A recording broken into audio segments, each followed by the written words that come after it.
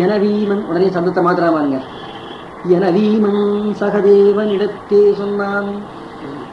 சகாதேவன் எனவீமன் சகதேவனிடத்தே சொன்னான்.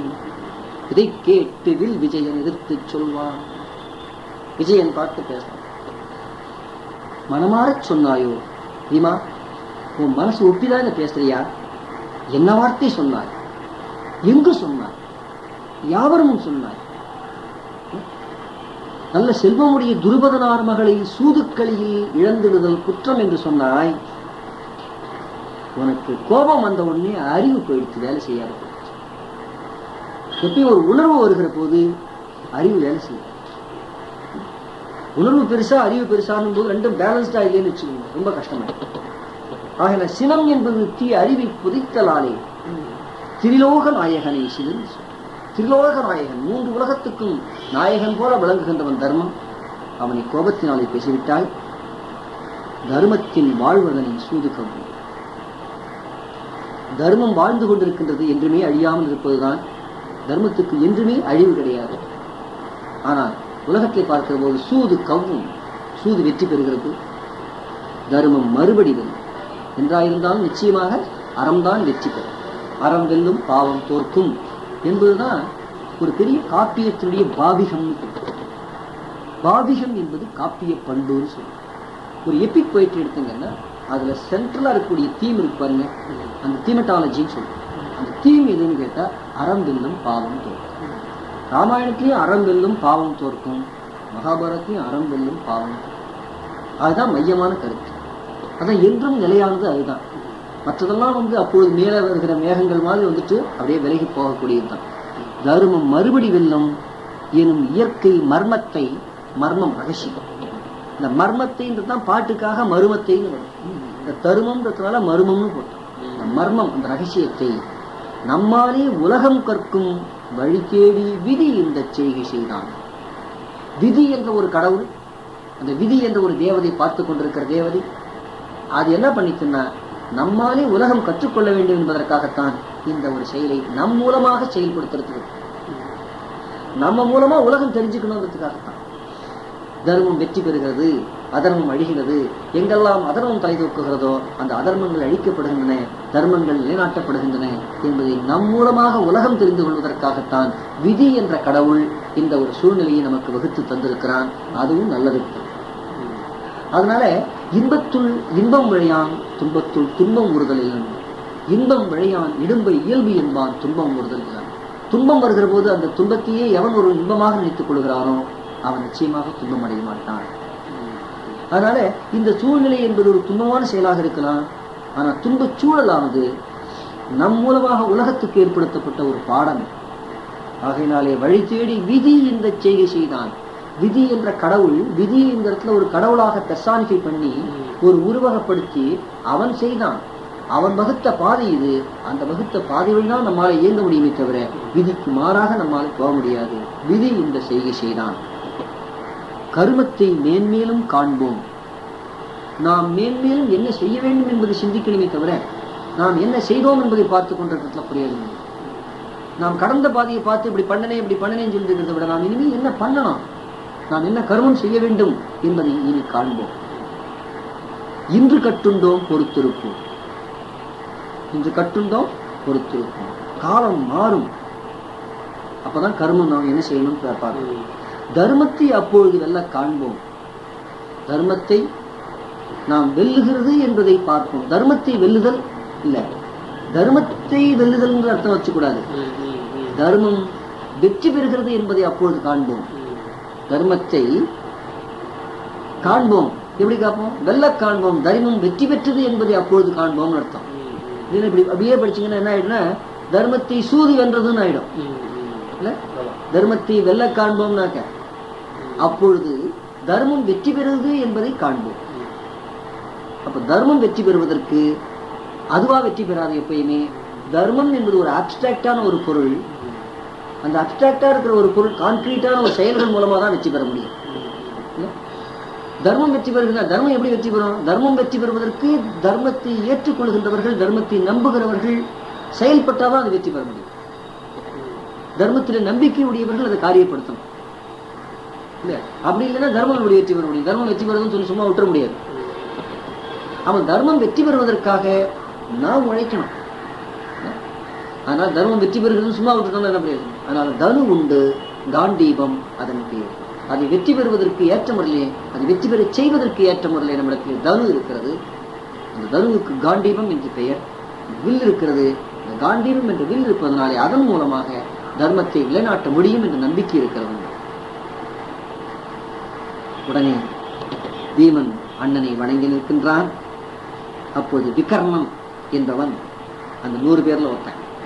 விகர்ணன் என்பவன் தம்பி, துரியோதன் தம்பி. அவன் எழுந்து அவை முன் பேசுகிறான். இந்த 100 பேர்ல ஒருத்தன் தான் அவன் தப்பி பிறந்தவன். அவன் எழுந்து அவை முன் பேசுகிறான். பெண்ணரசி கேள்விக்கு பாட்டன் சொன்ன பேச்சதனை நான் கொள்ளேன். பெண்ணரசி திரௌபதி கேட்டா, அதுக்கு பாட்டனார் பீஷ்மர் பதில் சொன்னார், அதை நான் கொள்ளேன், நான் ஏற்றுக்க முடியாது. பெண்டிர் தம்மை எண்ணமதில் விலங்கு எனவே கணவர் எண்ணி ஏதேதும் செய்திடலாம் என்றான் பாட்டன். பாட்டன் என்னவனா பண்ணலான்ட்டாரு. விலங்கு என்று பெண்களை எல்லாம் விலங்கு என்று கருதி கணவர்களாக இருக்கிறவர்கள் அந்த பெண்களை என்ன வேண்டுமானாலும் செய்யலாம்ன்ற மாதிரி சூதாடலாம், வச்சு ஆடலாம், யாருக்கு தானம் கொடுத்துடலாம் அப்படின்லாம் பேசிட்டாரு. உயர் வேத நெறி மாறி பின்னோன் வழங்குவது இந்நெறி என்றான். வேத நெறியெல்லாம் மாறி போய்விட்டது, இக்காலத்தினுடைய நெறி என்று சொன்னான். வழுவே சொன்னான், தவறாகத்தான் சொன்னான். பாட்டனார் சொன்னது தவறாகவே சொல்லியிருக்கிறார். எந்தையர் தம் மனைவியரை விற்பதுண்டோ? இப்ப நாங்க அப்பா மாதிரி இருக்கிறவங்க நீங்களா இல்ல மனைவியை வித்துருவீங்களா? நீங்களா இப்ப திருதராஷ்டிரன் காந்தாரி வித்துருவார? மற்ற எல்லா மன்னர்களும் இங்க மனைவி விற்கிறதுக்கு தயாரா இருக்கலாம். தந்தை மாதிரி இருக்குங்க எல்லாரும். எந்தையர்கள் நீங்கள்லாம் என் தந்தை மாதிரி, நீங்க மனைவியரை விற்கிறீர்களா? விற்பதுண்டோ? இதுகாரும் அரசியலை சூரில் தோற்ற விந்தையை நீர் கேட்டதுண்டா? இதுவரைக்கும் எந்த மன்னனா தன்னுடைய மனைவியை சூதாட்டத்திலே தோற்றிருக்கிறானா? ஹரிச்சந்திரன் கூட சூதாடினா. எந்த இடத்துல அவன் சந்திரமதி வச்சு சூதாடி இருக்கான்? எல்லா மன்னரும் நலன் கூட சூதாடினா. எங்க தமயந்தி வச்சு சூதாடினான? பாடலையே.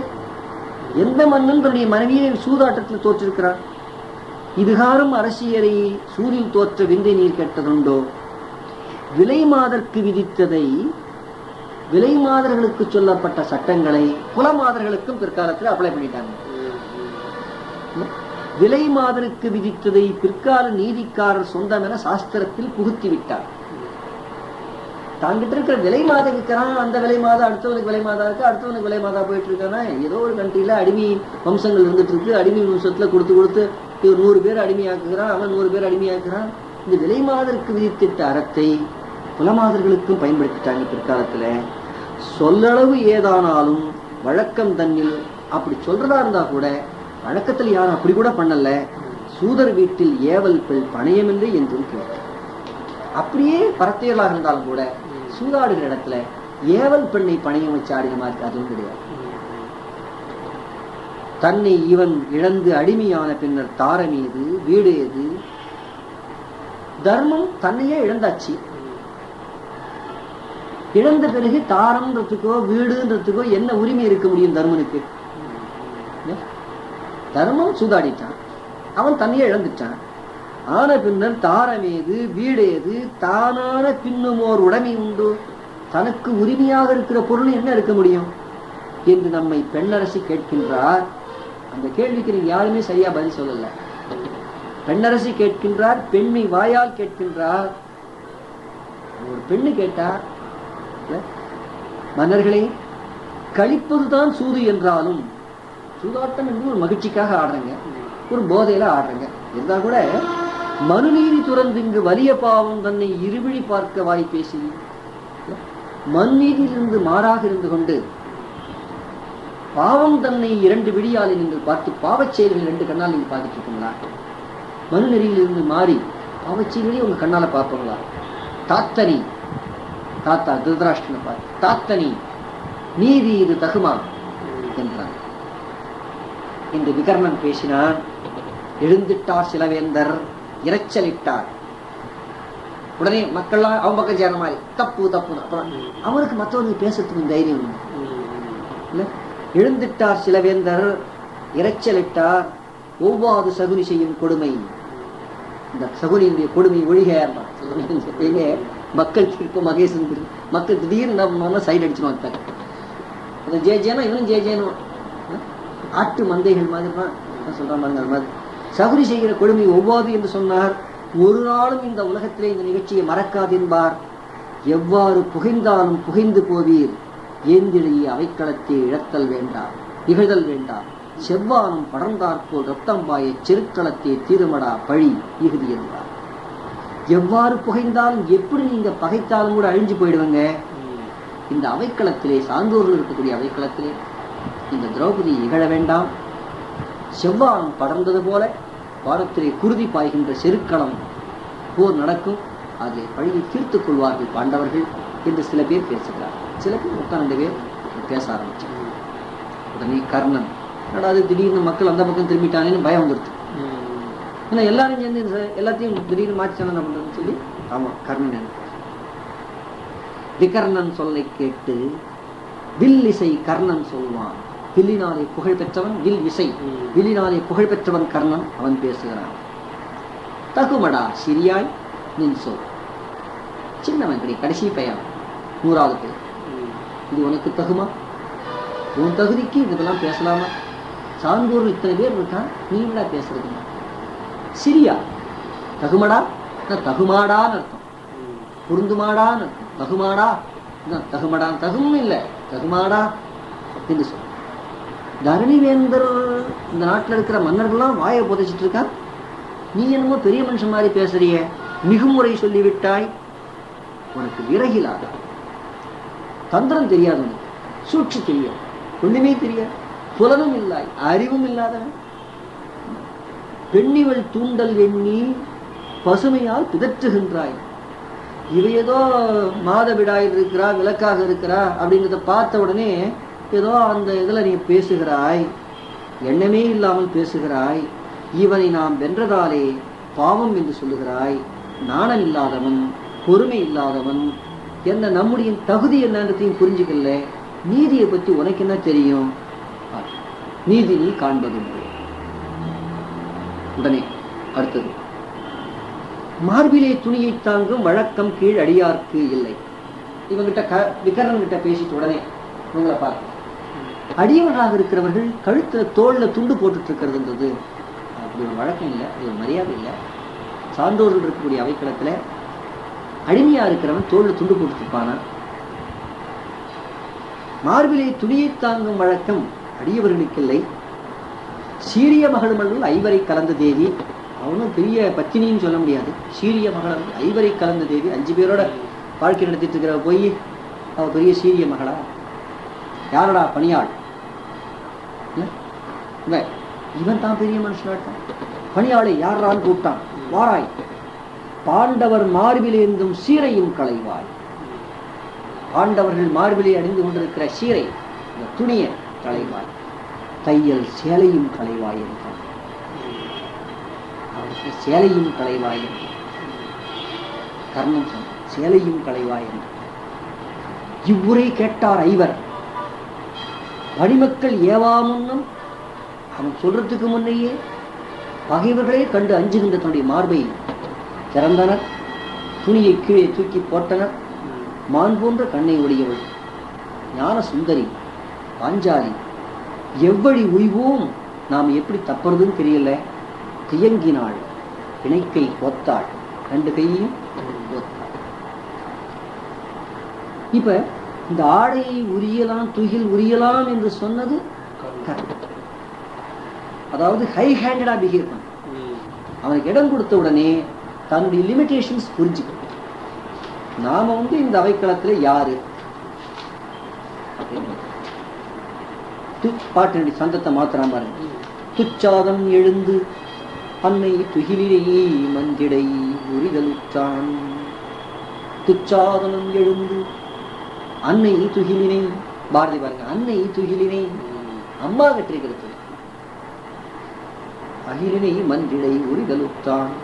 அச்சோ தேவர்களே என்று அலறி விதுரனும் தரை சாய்ந்தான். ஐயோ தேவர்களே, விதுரன் சொல்லிட்டு அப்படியே கீழே விழுந்தான்.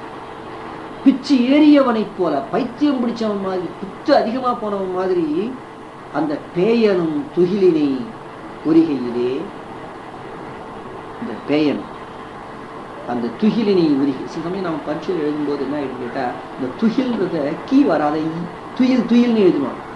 துயில் விடுதல் தப்பா எழுதுவான். அவசரமா எழுதும்போது துகில்னு வராது, கீ எழுத மாட்டான், துயில்னு எழுதுவான். துயில்னா தூக்கம் ஆயிடும், தூக்கத்துல உரிதல்னு. பல மாணவர்கள் தேர்தல் எழுதும்போது நான் பார்த்திருக்கேன், துயில் விடுதல் இல்ல, ரொம்ப கேர்ஃபுல்லா இருக்கும். டக்குன்னு ஒரு எழுத்து ஸ்லிப் ஆயிடும். பேயனும் துகிலினை உரிகையிலே உள் ஜோதியில் கலந்தாள். தன்னுடைய மனத்துக்குள்ளே இருக்கக்கூடிய இறைவன் நினைத்தாள். அன்னை உலகத்தை மறந்தாள், ஒருமையுற்றாள். ஹரி ஹரி ஹரி என்றாள். கண்ணா அபயம், உனக்கு அபயம் என்றாள். அன்று ஒரு காலத்திலே ஆதி மூலமே என்று அழைத்த போது கஜேந்திரனுக்காக நீ அருள் செய்தாய். ஒரு நீர்நிலையிலே ஒரு யானையானது, கஜேந்திரன் என்ற யானை நீர்நிலைக்கு போன உடனே முதலையானது காலை பற்றி கொண்டது. அப்போது கஜேந்திரன் என்ற யானை ஆதி மூலமே என்று அழைத்தது. அப்போது வைகுண்டத்திலே இருந்த ஸ்ரீமன் நாராயணன் என்பவன் அங்கே கருட வாகனத்திலே ஏறி வந்து தன்னுடைய சக்கரப்படையினாலே அந்த முதலையை கொன்று அந்த யானையை காப்பாற்றி அந்த நிகழ்ச்சியை ஞாபகப்படுத்துகிறார். கரியனுக்கு அருள் புரிந்தார். கஜேந்திரன் என்ற யானைக்கு நீ அருள் செய்தாய். அன்று ஒரு குளத்திலே முதலை வாயிலே சென்றிருந்த போது இந்த முதலையை மடித்தாய். கரிய நல்ல நிறம் உடையவனே, அன்று காளிங்கன் தலைமிசை நடம் புரிந்தார். யமுனை நதியிலே இருக்கக்கூடிய ஒரு மடு, ஒரு பள்ளத்திலே காளிங்கன் என்ற ஒரு கொடிய பாம்பு நஞ்சு உமிழ்ந்து அந்த நீர்நிலை முழுவதுமே நஞ்சாகி ஆக்கி கொண்டிருந்தது. அப்பொழுது அந்த காளிங்கன் என்ற பாம்பினுடைய வாலை பிடித்து அதன் தலை மீது ஏறி நடனமாடி அந்த காளிங்கன் நர்த்தனம் செய்து அந்த பாம்பினுடைய செருக்கை அடக்கினாய். அன்று காளிங்கன் தலைமிசை நடம் புரிந்தாய். பெரிய பொருள் குரு என்று சொல்வார்கள், பிரம்மம் என்று சொல்வார்கள். பெரும் பொருள் என்று சொன்னால் உலகத்தில் எல்லாவற்றையும் தன்னுடைய அடக்கி கொண்டிருக்கிற மூல பரம்பொருள் என்று ஒன்றை பேசுகிறார்கள். கண்ணா, நீ வேதத்திலே பேசப்படுகிற பழைய மறைப்பொருள், வேதங்களிலே உண்மையாக இருக்கக்கூடிய மறைந்து கிடக்கக்கூடிய பொருள் நீதான். நீ சக்கரம் ஏந்தி நின்றாய். சார்ங்கம் என்று சொல்லுகின்ற வில்லை கையிலே, கோதண்டம் என்று சொல்வார்கள் இந்த வில்லுக்கு, சார்ங்கம் என்ற வில்லை நீ கையிலே ஏந்தி இருக்கின்றாய். அக்ஷர பொருளாவாய். அக்ஷரம் என்றால் அழியக்கூடியது, அக்ஷரம் என்றால் அழியாத பொருள். நீதான் எல்லா பொருளிலும் அழியாத பொருளாக விளங்குகின்றவன். அழியக்கூடிய பொருள்களெல்லாம் அழியாத தன்மை உடையவனாக விளங்குகின்றவன் நீ. அக்ஷரம், அக்ஷரம்னா அழிவு, அக்ஷரம்னா அழியில்லாத பொருள். அழியக்கூடிய பொருள்களில் நீ அழியாத பொருளாக இருக்கிறாய். அக்கார அமுதுண்ணும் பசு குழந்தாய். இனிமையான தேன் போட்டு அப்படியே கரும்பு சுவை சேர்த்து இருந்த கிண்ணத்திலே தேவகி அமுதம் ஊட்டுகிறாள். அந்த அமுதத்தை உண்டு வளர்ந்தவன் நீ. அக்கார அமுது உண்ணும் பசும் குழந்தை நீ. துக்கங்களை போக்குகின்றாய். தொண்டர் கண்களில் கண்ணீரை துடைக்கின்றாய். யார் தன்னை சரணமாக அடைகிறார்களோ அவர்களை காக்கிறேன் என்பது பகவத்கீதையினுடைய மையமான கருத்து. பகவத்கீதையினுடைய கடைசி ஸ்லோகமே இதுதான். கீதையினுடைய கடைசி ஸ்லோகம் மாமேவா சரணம் ரஜா. மாமேவா சரணம் ரஜானா, எவன் ஒருவன் என்னை அடைக்கலமாக அடைகிறானோ அவர்களை நான் காக்கிறேன். சரணாகதி. தொண்டர்கள் யார் வந்தாலும் சரி, உன்னை சரணமாக அடைந்தவர்கள் நீ காக்கக்கூடியவன் நீ. அதுக்காகவே ஒரு பிரதிஜைன்னு சொல்லுவான். அதை உறுதி பொருளாக எடுத்துக்கொண்டுதான் மண்ணிலே வந்தான் திருமால். மண்ணிலே அவதாரம் செய்தவருடைய நோக்கமே, எவன் ஒருவன் என்னை சரணமாக அடைகிறார்களோ தங்களுடைய ஆணவம் செருக்கு எல்லாத்தையும் விட்டுட்டு யார் ஒருவன் என்னையே புகலிடமாக அடைகிறானோ அவனை காக்கிறேன்னு சொல்லுவான். அதுதான் தொண்டர் கண்ணீரை துடைப்பாய். தக்கவர் தம்மை காப்பாய். தகுதியுடையவர்களை பாதுகாக்கின்றான். நித்திய சூரிகள் என்று சொல்வார்கள். இந்த நித்திய சூரிகள் என்பவர் ஸ்ரீ வைகுண்டத்திலே அழியாத வாழ்வு பெற்றவரிடத்திலே இருந்து கொண்டிருக்கிறார்கள். சதுர்வேத 4 வேதங்களிலும் வல்லவனாக இருக்கிற நான்முகனை தந்தி உந்தி கமலத்திலே தோற்றுவித்தவன். தொப்புள்ளிருந்து ஒரு தாமரை தோன்றியது, 1000 இதழ்களுடைய தாமரை. அந்த தாமரையிலே பிரம்மதேவனை படைத்து அவன் மூலமாக உலகத்தை படைத்தவன் நீ. சதுர்முகனை, அந்த வேதங்கள் எல்லாம் 4 முகங்களை உடையவன் நான்முகன், அவனை நீ படைத்தாய்.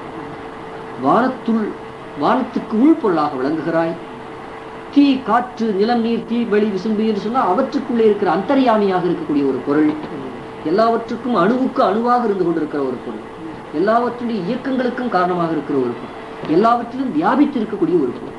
பரம்பொருள் என்பவன் எல்லாவற்றிலும் அடங்கி இருக்கின்றான், எல்லாவற்றிலும் நிறைந்திருக்கின்றான், எல்லாவற்றுக்கும் வெளியாகவும் இருக்கின்றான், எல்லாவற்றையும் இயக்குகின்றவனாகவும் இருக்கின்றான். இந்த பரம்பொருள் தத்துவத்தை இங்கே பேச. கடவுள்ன்றவன் யார்?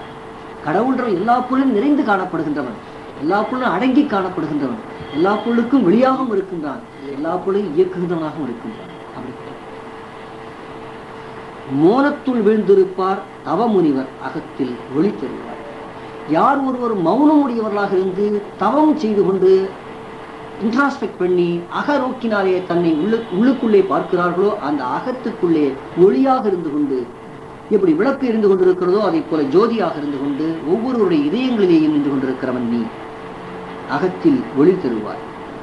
காணத்து பொய்கையிலே, காட்டிலே இருக்கக்கூடிய பொய்கைகள், நீர்நிலைகள், அதில் அழகான கமலப்பூ வீசை விற்றிருப்பாய். தாமரை மலரிலே நீ இருக்கின்றாய். தானத்து ஸ்ரீதேவி, அவள் தானினை தாமரைப்பூவிலே விற்றிருக்கின்றவள் ஸ்ரீதேவி. அவள் தாளினை கை கொண்டு மகிழ்ந்திருப்பாய். அவள் தாளினை கை கொண்டு மகிழ்ந்திருப்பாய். திருப்பார்கடல்ல ஆதிசேஷன் மேல் பள்ளி கொண்டிருக்கின்றான்.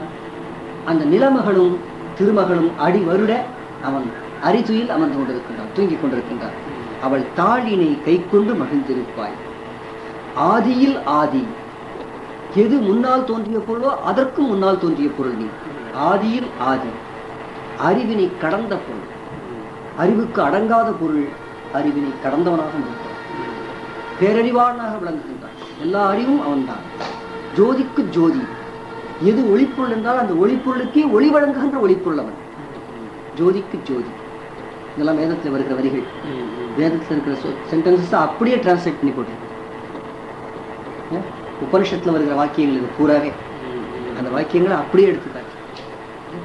ஆதியில் ஆதி, அறிவினை கடந்த விண்ணக பொருள், ஜோதிக்கு ஜோதி, எல்லாமே வேதத்தில் வருகிற. மா திக்கு வெளியிலே நடுவானத்தில் பறந்திடும், திக்குகள் திசைகளுக்கு நடுவிலே வானத்திலே பறந்திருக்கிற கருடன், அந்த கருடன் மேலே நீ ஊர்ந்து செல்லக்கூடியவனாக இருக்கின்றாய். ஜோதிக்குள் ஊர்ந்திடுவாய் கண்ணா, நீ சுடற்பொருள், பேர் அடல் பொருள். நீ ஒளிப்பொருள் மட்டுமல்ல, பெரிய அடல் பொருள், வலிமையுள்ளவனாகவும் நீ இருக்கின்றாய். ஒரு சமயத்திலே நரசிம்ம அவதாரத்திலே இந்த தூணிலே இருக்கிறானா என்றெல்லாம் கேட்டான். இரண்யன் கேட்டான். பிரகலாதனை பார்த்து கேட்டான், இறைவன் எங்கே இருக்கிறான்னு கேட்டான். அவன் சொன்னான், சாணிலும் உளன், ஒரு அணுவினை சதகூரிட்ட கோணிலும் உளன், மாமேறு குன்றிலும் உளன், என் நின்ற தூணிலும் உளன், நீ சொன்ன சொல்லிலும் உளன். அந்த மாதிரி இங்கே கம்பத்தில் இருக்கிறானா, அடே காட்டுடா என்று கடவுளை கேட்டான் இரண்யன். இந்த தூணிலே காட்டு என்று சொன்னான். வம்புரை செய்யும் மூடா என்று மகன் மீசை உரிமை, தன்னுடைய மகனையே பிரகலாதனையே இரண்யன் உரிமை அவனை உதைத்து தள்ளுவது போல தூணை உதைத்தான். செம்பு அவிர் குழலுடையான், செக்க சிவேரென்று விரிந்த குழலை உடையவனாக, சடையை உடையவனாக அந்த இரண்யனுடைய உடலை கிழிக்கக்கூடிய நரசிம்மன் அங்கே தோன்றினான். அந்த தீயவள் இரண்யன் உடல் பிளந்தான். அப்படிப்பட்ட அதாவது அந்த நரசிம்ம மூர்த்தியே உன்னுடைய திருவடிகளை வணங்குகிறேன். என்னை நாணமழியாமல் இங்கே என்னை காத்தரிக்க வேண்டும். வாக்குக்கு ஈசனையும் நிந்தன் வாக்கில் இசைத்திடும் வலிமையனாய் ஆக்கினை கரத்துடையாய். வாக்குக்கு ஈசனாக இருக்கின்றவனையும் வாக்குக்கு தலைவனாக இருக்கிறவனையும் நீ படைத்தவன். நீ எல்லா பரம்பொருளும் உன்னிடத்திலே தோன்றியவைகளுக்காக நீ வலிமையினால் ஆக்கினை கரத்து உடையாய். எந்தன் அன்புடை எந்தை என் அருட்கடல் நோக்கினில் கதிருடையாய், இங்கு நூற்றுவர் கொடுமையை தவிர்த்தருள்வார். இந்த விஸ்வரூப தரிசனத்தை பற்றி இங்க சொல்றான். இறைவன் விஸ்வரூபம் எடுக்கின்றான். அவன் எல்லா பொருளையுமே ஈசனையும் வாக்கில் அசைத்திடும் வலிமை, எல்லா பொருளையும் ஆக்குகின்றவனும் அவன்தான், காக்கின்றவனும் அவன்தான், அழிக்கின்றவனும் அவன்தான். அதனால்தான் போர்க்களத்துல ராவணன் பார்த்துட்டு ராமனை பார்த்துட்டு சொல்லுவான், சிவனோ அல்லன் நான்முகன் அல்லன் திருமாவலாம் அவனோ அல்லன் இவனோதான் அவ்வேத முதற்காரணம். சிவபெருமானும் சொல்ல முடியல, திருமாலும் சொல்ல முடியல, பிரம்மானும் சொல்ல முடியல. எல்லாரையும் தோற்றுவித்து நிலைபெறுத்தி அழிக்கக்கூடிய மூல பரம்பொருள் இவன்தானோ என்று சொல்ல. சிவனோ அல்லன் நான்முகன் அல்லன் திருமாவலாம் அவனோ அல்லன் இவனோதான் அவ்வேத முதற்காரணம். அந்த அந்த மாதிரி மூல பரம்பொருளாக இருக்கிறான். அதனாலே 101 கொடுமையை தவிர்த்தருள்வாய். இங்கு வானத்தினுடைய அமுதம் போன்றவன், சிற்றிடை ஆட்சி நீயே அமுதம் போன்றவன். ஆனால் நீ அமுதம் உண்டாய். ஆயர்பாடியிலே பெண்கள் வைத்திருந்த வெண்ணெய் எடுத்து உண்டாய். ஆனால் நவநீதன் என்று அவனுக்கு பெயர். நவநீதம்னா வெண்ணெய்னு அர்த்தம். வெண்ணெயை சாப்பிட்டதுனால அவனுக்கு நவநீத கிருஷ்ணன் சொல்ற. அதனால நீ வெண்ணெய் உண்டவன், நீயே அமுதம் போன்றவன். நீ அமுதத்தை உண்டாய். வையகம் காத்திடுவாய் கண்ணா மணிவண்ணா. நீலமணி போன்ற நிறத்தை உடையவன் மணிவண்ணன். நீலமணி போன்ற நிறத்தை உடையவனே, என் மனத்திலே சுடர் போல விளங்குகின்றவனே, உன்னுடைய திருவடிகளை வணங்குகிறேன். ஹரி ஹரி ஹரி என்றார். இப்பொழுது அந்த ஆடைகள் வளர்கின்றன. எப்படி வளர்கின்றன என்பதை சொல்கிறேன். பொய்யர்தம் துயரினை போல், நல்ல புண்ணிய வாழதம் புகழினை போல், கையலர் கருணையைப் போல், கடல் சலசலத்து எரிந்திடும் அலைகளைப் போல், பெண்ணொழி வாட்டிடுவார் அந்த பெருமக்கள் செல்வத்தில் பெருகுதல் போல், கண்ணபிரான் அருளால் தம்பி கழச்சிட கழச்சிட துணி புதிதாய் வண்ணப்பொன் சேலைகளாம் அவை வளர்ந்தன வளர்ந்தன வளர்ந்தனவே. இப்ப இந்த பாட்டுல துச்சாதனம் கழச்சிட கழச்சிட அப்படின்னு கழச்சி கொண்டே இருக்கிறான்னு, ஆடுகள் வளர்ந்து கொண்டே இருக்கிறதுக்காக அந்த சொல்லுன்னு கூட வளர்ந்தன வளர்ந்தன வளர்ந்தனவே அப்படின்றாங்க. பார்க்கிறவருடைய வியப்பும் வளர்ந்தன வளர்ந்தன வளர்ந்தனவே. பார்க்கிறவன் பிரமிச்சு போறான், என்னடா அது இப்படி இருக்குங்க. அதுக்கு உவமைகளை அடுக்கி சொல், பல உவமைகள் பேசுகிறார். பொய்யர்தம் துயரணி. பொய் பேசுகின்றவர்களுக்கு நாட்டிலே துன்பங்கள் எப்படி வளர்ந்து கொண்டே இருக்கிறதோ, பொய் பேசுறவன் நிறுத்த மாட்டான். ஒரு பொய் சொல்லுவான். ஒரு பொய் சொன்னவன் அதை சமாளிக்கிறதுக்கு அடுத்து போய் சொல்லுவான், அடுத்து போய் சொல்லுவான். ஒரு பொய்னால துன்பம் வந்துடும், அதை சமாளிக்கிறதுக்கு அடுத்து போய் சொல்லுவான், அதனால துன்பம் வரும். அப்ப இன்னொரு பொய் சொல்லுவான், அதனால துன்பம் வரும். பொய்யர்களுக்கு துன்பமானது எப்படி வளர்ந்து கொண்டே வருகிறதோ அதை போல ஆடை வளர்ந்து கொண்டே வருகிறது. இப்ப ஆடை வளர்ந்து கொண்டே வரது சொல்லும் போது அதை கண்டம் பண்ற. பொய்யர்களுக்கு துயரம் வளர்கிறது. பொய்யர்தம் துயரணி. நல்ல புண்ணிய வாழ்வதும் புகழினை. புண்ணியம் செய்கின்றவனுக்கு புகழ் வளர்ந்து கொண்டே வருகிறது. நன்மை செய்கின்றவன் அதுல ஒரு புகழ் வந்ததுன்னா அடுத்த நன்மை செய்ய போறான், அதனால இன்னொரு நன்மை செய்ய போறான். நன்மை செய்து கொண்டே இருக்கிற போது புகழ் வளர்ந்து கொண்டே வரும். புண்ணிய வாழ்வதும் புகழினை. கையல கருணை. பாரதி எந்த அளவுக்கு ஒரு பெண்களை மதிச்சிருக்காங்க. கருணைன்னு சொன்னா இது எம்பாடிமெண்ட் அப்படின்னா, அந்த பிளிஸ் அப்படின்னு சொன்னா அது யாருன்னு கேட்டா பெண்கள் தான். பெண்கள் இடத்துல தான் கருணை. குழந்தை இடத்துல கருணை, மனைவி இடத்துல கருணை, தந்தை இடத்துல கருணை, எல்லார்கிட்டையும் கருணை, பக்கத்து வீட்டுக்காரங்க, எத்த வீட்டுக்காரங்க. இந்த அன்பினுடைய வடிவம் அவங்க.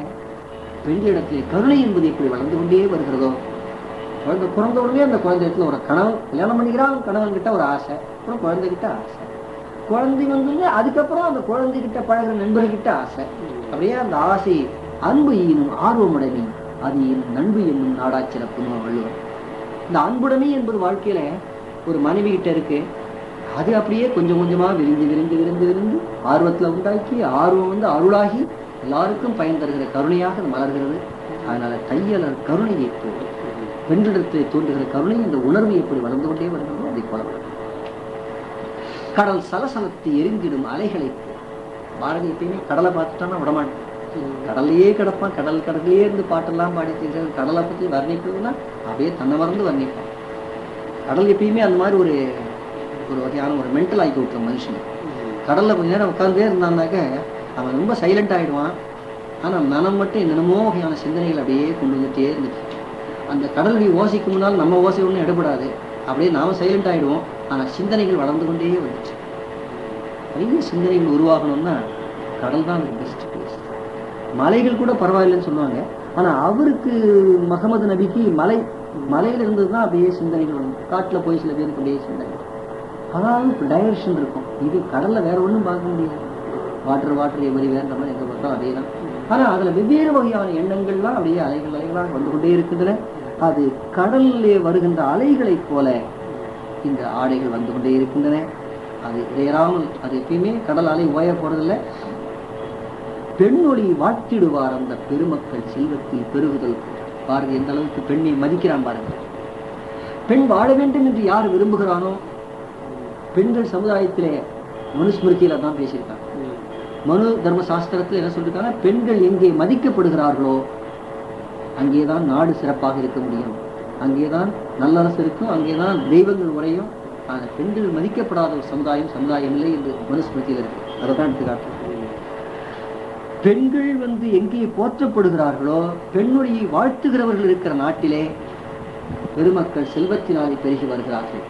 பெண்களை மதிக்கிறவன் இவன் மதிக்கப்படுகிறான், அவளை மதிக்கிறான் இவன் மதிக்கிற மாதிரி ஆகிறான். அதனாலே பெண்களை வாழ்த்த வேண்டும், பெண்களை போற்ற வேண்டும் என்பது பாரதியினுடைய ஹார்ட் ஆஃப் ஹார்ட் இருக்கிற உணர்வு. அதனால்தான் தையலர் கருணையை போலும் ஒரு இடத்துல சொல்றான், இங்க பெண்கள் வாழ வேண்டும் என்று விரும்புகிறவர்கள் எப்படி செல்வத்திலே பெருகி வாழ்கிறார்களோ, அவர்கள் சேரும் சிறப்பாக வாழ்ந்து கொண்டிருக்கிறார்களோ, அதை போலாமா பெண்களை பற்றியிருக்கக்கூடிய ஒரு உள்ளம். அதுக்கப்புறம் பொய்யர்கள் துயரணி போல் என்று பொய் செய்கிறவர்கள் நாட்டிலே அவர்கள் அழிந்து போவார்கள், அந்த செயல் நாட்டில் இருக்கக்கூடாதுன்றதையும் சொல்லணும். அதில் ஒரு செய்தியை சொல்லும்போது ஒரு பாசிட்டிவாக ஒன்று சொல்லணும், நெகட்டிவாக ஒன்று சொல்லணும். ஒரு பாயிண்ட் எப்பயுமே பாசிட்டிவாக சொன்னால் மட்டும் நிற்காது. ஒரு ஸ்டேட்மெண்ட்டு நெகட்டிவாக சொல்லும்போது தான் அந்த ஸ்டேட்மெண்ட் இன்னும் கன்ஃபார்ம்டாக நிற்கும். ஆகிய உடன்பாட்டு முகத்தானும் எதிர்மறை முகத்தானும் வலியுறுத்துகிற போது தான் ஒரு கொள்கைகள் நிலைபெறுத்த முடியும். ஆகினாலே பாரதியானவன் உடன்பாட்டு முகத்தானும் எதிர்மறை முகத்தானும் எடுத்துக்காட்டு. கண்ணபெருனான் அருளால் தம்பி கழச்சிட கழச்சிட, இந்த இடத்துல வேற யார், இந்த கொடியவன் நீசன் கழச்சிட கழச்சிடன்னு போடணும் இல்ல. ஆனா அந்த இடத்துல அவருக்கு பாரதிக்கு அது உடன்பாடு இல்லை. நீசன் கழச்சிட கழச்சிடன்னா அது சொல்றதுக்கு ஒரு சம்மதம் இல்லை. தம்பி கழச்சிட, தம்பி அன்னை இடத்துல அம்மா அவ அப்படின்றான், தம்பி இருக்கான். அவன் பார்க்கிறவனுடைய கண்ணோட்டம் இருக்கு பாருங்க, அதுதான் முக்கியம். பார்க்கிறவ அவள் ஒரு சாதாரண ஒரு பெண்ணு மாதிரி அடிமை